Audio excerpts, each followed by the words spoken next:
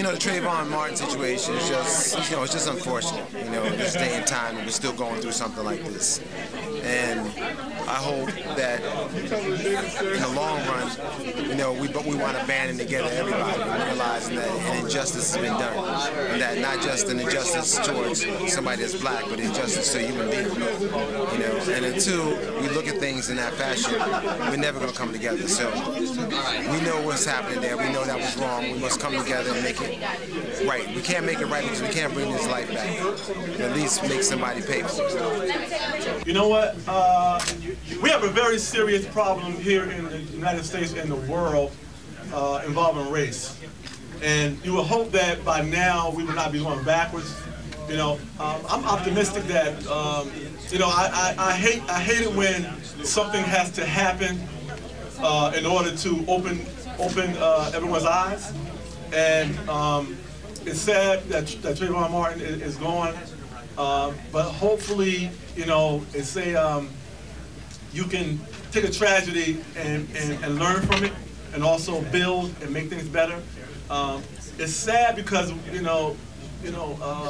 we as a people, speaking of black people, we have been through a whole lot right now.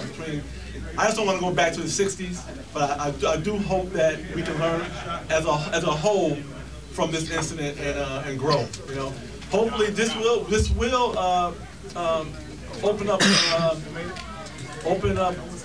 some new avenues. You know, maybe we can open up 1,000 new Boys and Girls Clubs. You know, maybe we can get some money and some funding to open up some Boys and Girls Clubs. You know, we need that. We need that. You know? First of all stick together. It kind of reminds me of things that were going on back in the '60s, and you have to draw attention to things like this because they should not happen. Now, we don't know what the outcome is going to be of this, but hopefully it will resolve itself in a way that it should be.